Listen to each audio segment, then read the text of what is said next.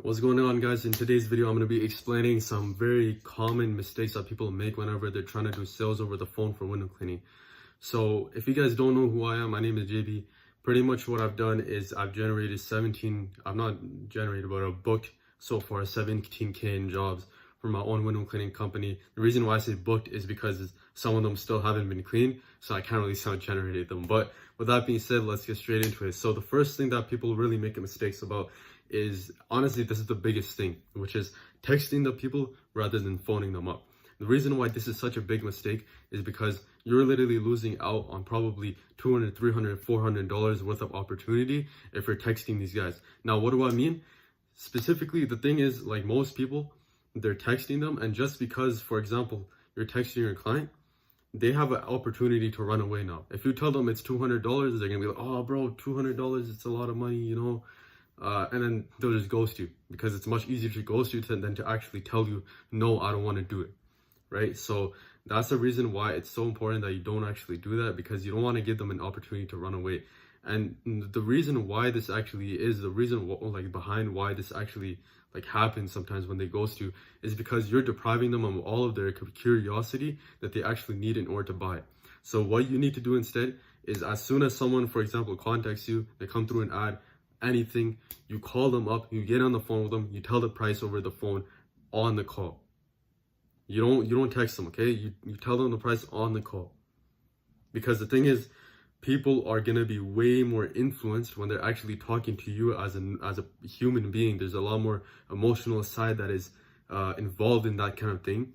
And on top of that, they get to trust you more. They're not just looking at you as, oh, this guy told me $500. Sorry, not $500. This guy told me $250. That guy told me $175. I'm gonna go with the $175 guy. They're not looking at you like that. They're talking to you. They're establishing a personal connection with you, getting to know you personally, who the company owner actually is, how confident that person actually is in his services, and actually does he know what he's talking about, that type of stuff. So people are able to understand that kind of stuff when they get on the phone with you. And honestly, it's just much easier to close them over the phone rather than just texting them, because you can also just assume the sale as well, which I'm going to get to, which just improves your conversion rate by so much, right? If you're talking to them over text, you're depriving them of their buying curiosity. You're it's just not good. They're gonna run away. You're gonna get so many people that ghost you.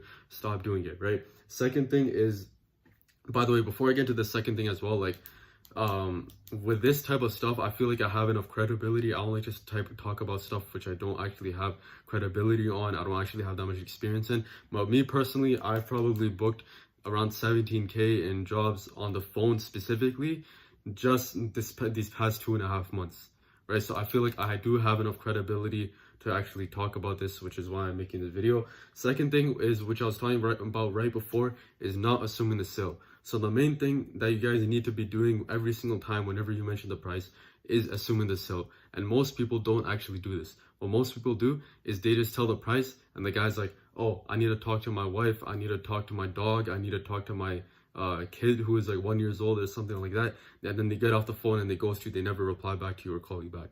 You want to stop doing this. What I specifically do is I literally just say, hey, listen, for the entire home, what you'd be looking at is around $250 for the entire, I would say I would word it a bit differently. I'll be like, for the entire home, what you'd be looking at for the whole house, the frames, trims, the higher windows, everything, you'd be looking at $250 for the whole thing. And we only take payment, by the way, if you're just wondering, after the job has been done, so you're fully satisfied. And by the way, the windows stay clean until at least the fall, so you don't have to do it again.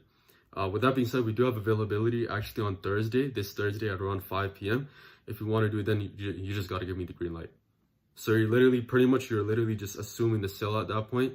Because the thing is, if you just tell them the price, listen, it's going to be $250, and then they say, oh, I got to talk to my dog, I'll call you back, blah, blah, blah, then, dude, they're not going to do it. Because people barely make decisions on their own without actually being asked to do it.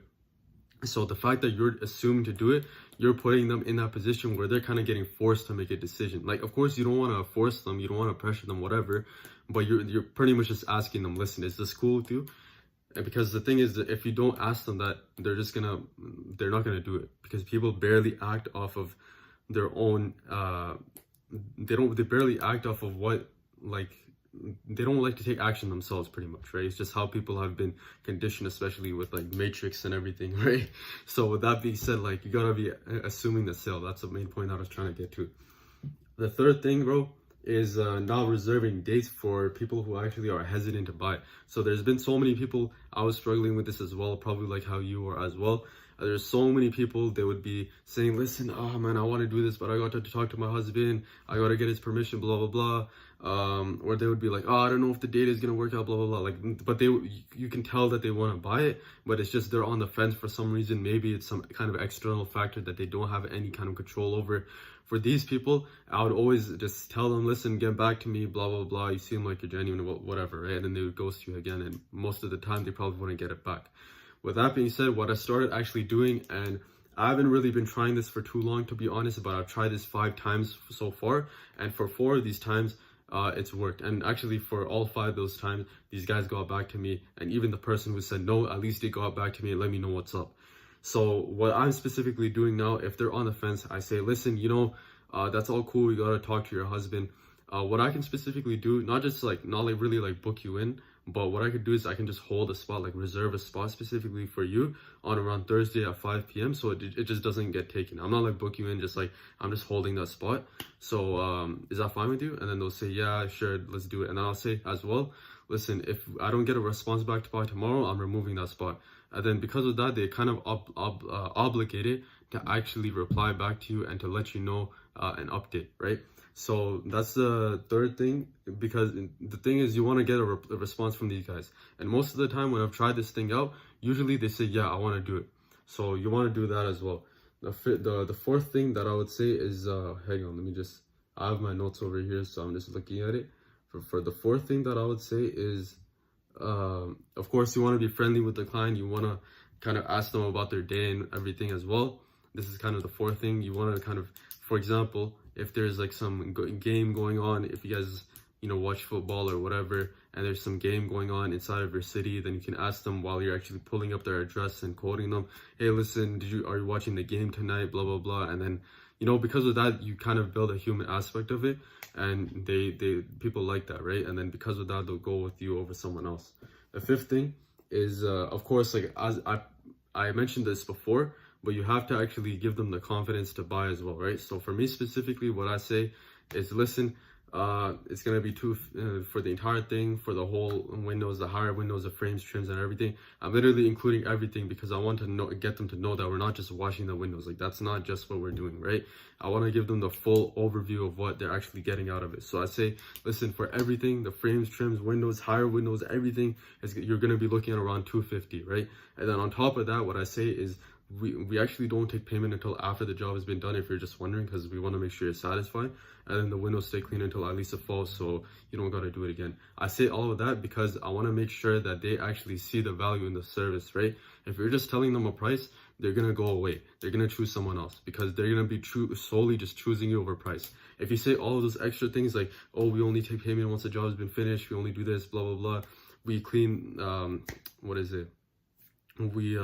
windows are going to stay clean for at least until the fall. If you say all of these things, they're going to see the value in it. And because of that, they're going to go with you than over someone else. So that's the fifth thing. And yeah, the sixth thing is, in-person quotes versus over the phone. So most of you guys are probably going to be quoting your clients over the phone.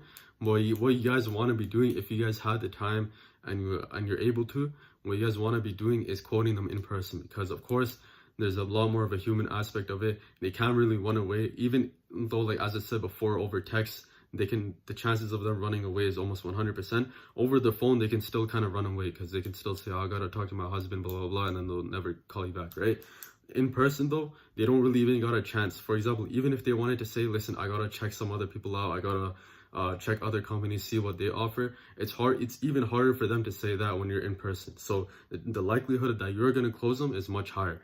And there's actually a guy who I know, he does quotes in person, and his conversion rate is around 80%, and it's simply because he does it in person. He doesn't do it over the phone. So those are the 6 things, bro. If you guys want me to actually help you guys out with your business, just get you more jobs or whatever, it's completely up to you. I have a link in the description. You guys can actually work with me one-on-one. and you'll figure out what it is essentially. But I just figured that I might as well let you know. You guys don't have any kind of obligation to do it. It's up to you. With that being said, I'm gonna end the video. Like and subscribe, and I'll see you in the next one. Peace.